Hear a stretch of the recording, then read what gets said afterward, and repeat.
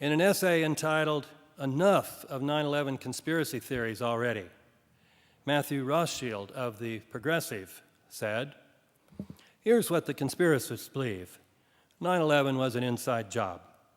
Members of the Bush administration ordered it, not Osama bin Laden. Arab hijackers may not have done the deed. The Twin Towers fell not because of the impact of the airplanes and the ensuing fires, but because of explosives. I'm amazed at how many people give credence to these theories." He did not have a paragraph saying, "Here's what the government's conspiracists believe. 19 hijackers with knives and box cutters defeated the most sophisticated defense system in history. Hani Hanjour, who could barely fly a Piper Cub, flew an astounding trajectory to crash Flight 77 into the Pentagon, the most well-protected building on the planet. Other hijacker pilots, by flying planes into 2 buildings of the World Trade Center, caused 3 of them to collapse at virtually free-fall speed, straight down. I'm amazed at how many people give credence to these theories.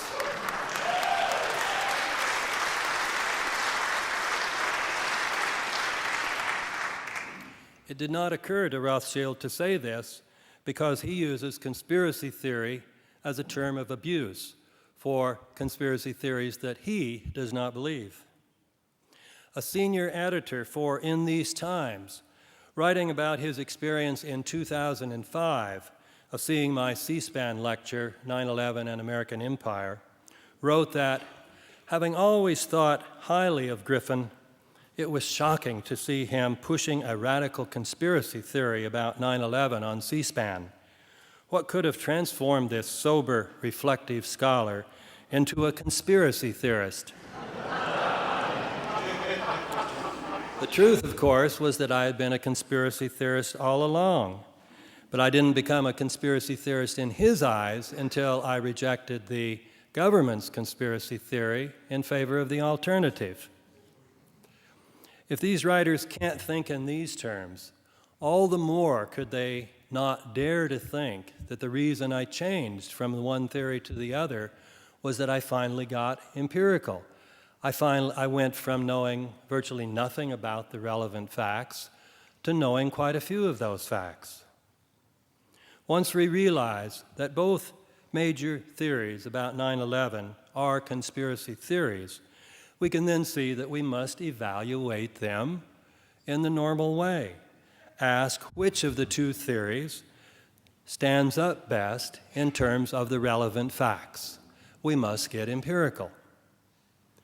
But it might still be thought, we need not spend our time studying all those facts, all those tiresome details about standard procedures, timelines, the maximum temperature of office building fires, the melting point of steel, the testimonies of people at the World Trade Center who said they heard explosions going off, and so on, because we can know a priori that the alternative theory, according to which 9/11 was orchestrated or at least assisted by the Bush-Cheney administration, is false. We can know this because we can know that that administration would not have deliberately killed some 3,000 of its own citizens. However, if we get empirical about that a priori assumption, we can see that it is falsified by other facts that we know. Here is one such fact.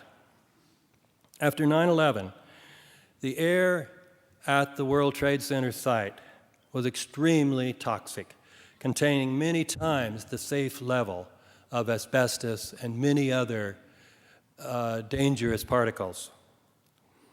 Although this was known, the White House ordered the EPA, the Environmental Protection Agency, to lie, to tell the people the air is safe to breathe. The EPA followed this order. As a result, many of the 40,000 rescue and cleanup workers wore no protective gear. Many thousands of these workers already have permanently debilitative diseases. About 100 have already died of cancer, and cancer is a slow-developing disease. So experts have predicted that more people will die over the next 10 to 15 years from breathing the toxic air than died on 9/11 itself. We have no a priori grounds to believe that the Bush administration would have been too morally sensitive to orchestrate 9/11. Let us look at a second common a priori reason given for dismissing the possibility that 9/11 might have been an inside job. The claim that so many people would have had to be involved that someone would have talked by now. The general assumption behind this is that big government operations cannot be kept secret. However, the Manhattan Project to build an atomic bomb involved over 100,000 workers, yet it was kept so secret that even Vice President Harry Truman did not learn about it until he became president. Another example, in 1957, the United States provoked and participated actively in a civil war in Indonesia that resulted in 40,000 deaths. This illegal war was kept secret from the American people until a book about it came out in 1995. Secrets can be kept, especially when those who know the secrets are likely to lose their jobs or even go to jail if they talk. And if that prospect is not sufficient, there are other well-known means for keeping people silent. Furthermore, people who talk generally do so in the context of a criminal investigation in which telling the truth is the only way to save their own skins. And yet with 9/11, there has not been any real investigation at all, let alone a criminal investigation. So it should not be a big surprise that no one has talked. There is, however, still another reason why many journalists believe they need not examine the facts about 9/11 for themselves. They think they should rely on the official reports about 9/11 that have been put out by the 9/11 Commission and by NIST, the National Institute of Standards and Technology, along with some semi-official accounts, such as the book Debunking 9/11 Myths, put out by Popular Mechanics.